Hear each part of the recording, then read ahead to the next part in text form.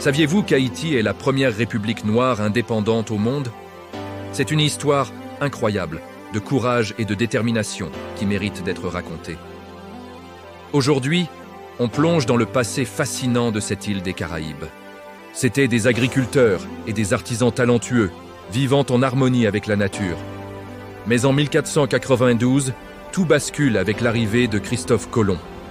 Il nomme l'île Hispaniola et c'est le début d'une ère tragique pour les peuples autochtones, décimés par les maladies et le travail forcé.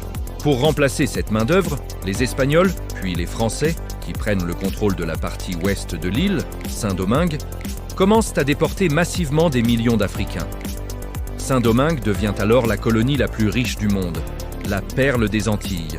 Mais cette richesse est construite sur la sueur et le sang des esclaves qui travaillent dans les plantations de sucre et de café dans des conditions inhumaines. La soif de liberté grandit. Inspirée par la Révolution française et ses idéaux de liberté, d'égalité et de fraternité, les esclaves se révoltent.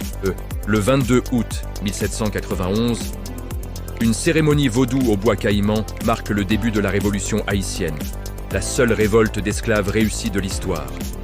Des leaders extraordinaires émergent, comme Toussaint Louverture.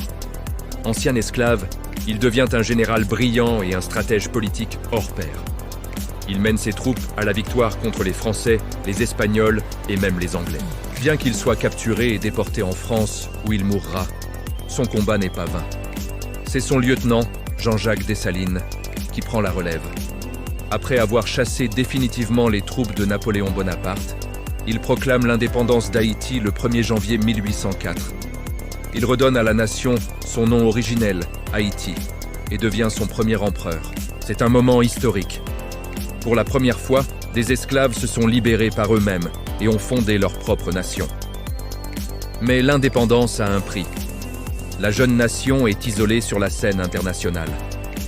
En 1825, la France impose à Haïti une dette colossale pour compenser les pertes des anciens colons esclavagistes. Cette dette de l'indépendance va peser sur l'économie haïtienne pendant plus d'un siècle et freiner son développement.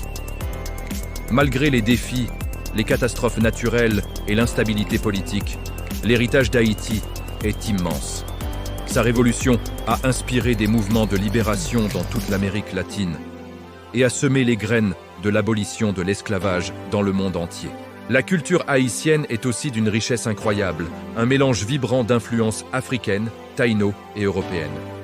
Sa musique, comme le compas, son art naïf coloré, sa littérature foisonnante avec des auteurs comme Jacques Roumain, et bien sûr, le vaudou, une religion souvent mal comprise mais qui a joué un rôle clé dans l'unification du peuple pour sa liberté. L'histoire d'Haïti est une leçon de résilience. C'est le récit d'un peuple qui, contre toute attente, a brisé ses chaînes et a affirmé sa dignité et son droit à exister. C'est une histoire qui nous rappelle que la liberté n'est jamais acquise et qu'il faut se battre pour elle. Voilà pour ce voyage dans le temps. J'espère que vous avez appris des choses fascinantes sur l'histoire haïtienne.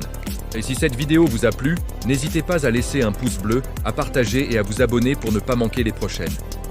Merci d'avoir regardé et à très bientôt.